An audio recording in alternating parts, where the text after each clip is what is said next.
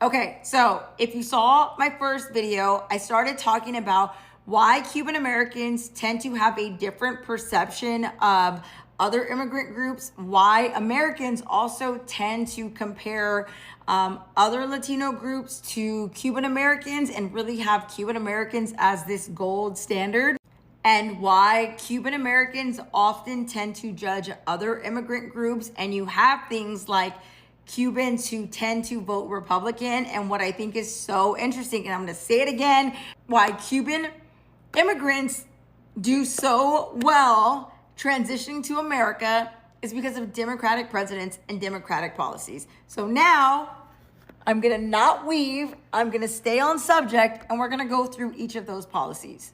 The foundational policy around all of these benefits is called the Cuban Adjustment Act. The Cuban Adjustment Act of 1966 was enacted by President Lyndon B. Johnson, who was a Democratic president. With the help of the 89th Congress, who also was Democratic majority in both the House of Representatives as well as the Senate, created this CAA, the Cuban Adjustment Act, to help provide a pathway to legal residency to Cuban immigrants. Now, when it was first enacted, the requirement was 2 years.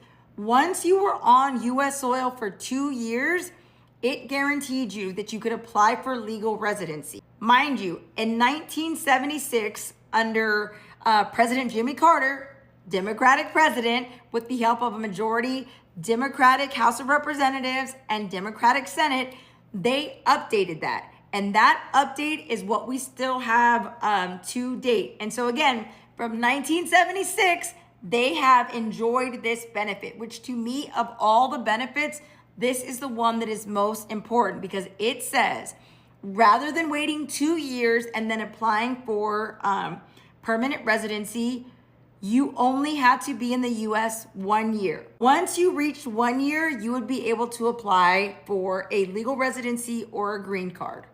So I'm going to read this because I think it's important. This pathway is not available to immigrants from most other countries, including Mexico. Our neighbors to the south that we know, we have Mexican immigrants coming to the U.S. all the time. We have nothing like this set up. And since 1966, we have had this for Cuban immigrants. So for 60 years almost, they have really benefited from the CAA.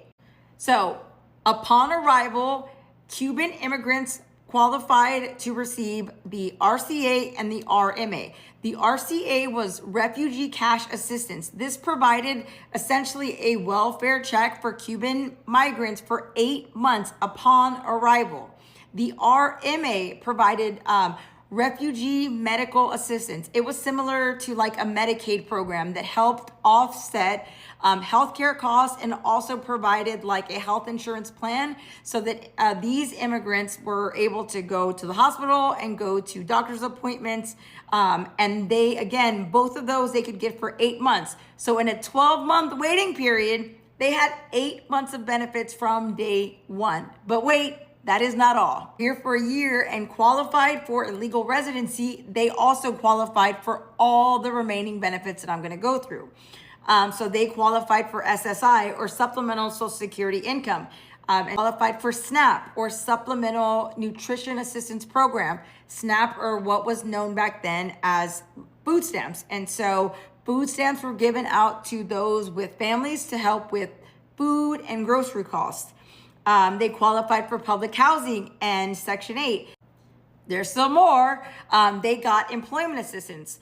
So employment assistance provided a number of programs, including assistance from the Office of Refugee Resettlement. What's interesting about the ORR is this is the program that helped the Haitian refugees in the Midwest this summer that we saw them all over the news. So the Cuban refugees have actually had this program for decades now. And so what the ORR did was provide job training, employment service, English classes, and then ORR funded program also helped with employment placement, skill development, and career counseling. They also received educational assistance. So some programs provided grants or support for the Cuban immigrants to attend either school or access vocational training. And of course, this helped provide those immigrants with long-term skills for long-term placement and greater stability, greater economic stability. But wait, there's more. In response to the Cuban migration crisis in 1994, wet foot, dry foot policy of 1995 was amended to the CAA by President Bill Clinton, also a Democrat. This was a part of the U.S.-Cuba migration accord that essentially allowed Cubans, once they reached U.S. soil, to stay in the U.S. And if they were intercepted at sea, then they would be returned to Cuba. But wait, there's still more. The Freedom Flights of 1965 through 1973. This was initiated by President Lyndon B. Johnson, who started the CAA, who was a Democrat, and then continued under Richard Nixon's administration. And so these flights provided direct, safe passage for Cubans fleeing communism, and it benefited over 260,000 people. Now, mind you, these numbers may not be as great as the numbers that we're seeing today, but back then they were huge, and Democratic presidents fought to make sure that we provided a safe welcome, and then also all of these benefits for those people that were fleeing to come to the U.S. There's still more. In 1980, there was the Mariel boat lift, and this was under President Jimmy Carter. Also, you guessed it, a Democratic president. So Carter's administration welcomed over 125,000 Cuban refugees. Although this event was controversial, Jimmy Carter fought to make sure that ultimately most of those individuals could stay in the U.S. In 1994, under President Bill Clinton, Democrat, there was the U.S.-Cuba Migration Accord. Now, this is really important.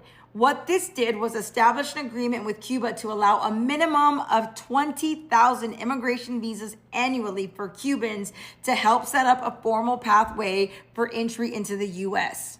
So what does this show us? It shows us that Cubans have been taken care of by Democratic presidents and Democratic Congress for a very, very, very long time. It shows us that they are getting financial, housing, medical, and a path to citizenship from the moment that they get here. And by the way, these accords are still in place today. The other thing, when we look at all of the benefits and this short investment, we see that there is a direct correlation to investing short term into immigrants and the future positive impact they have on our society. Now, mind you, this is all my research, but I'm going to read this because I think it's an important statement. Cuban Americans have built successful businesses and have played a critical role in the U.S. economy, especially in South Florida. Many are entrepreneurs, professionals, and business leaders making significant contributions to industries such as real estate, healthcare, finance, and hospitality. What does this mean? It means that investing in immigrants does help our society. Also, it means Cubans, stop freaking judging other people and stop voting Republican. I'm done. Good night.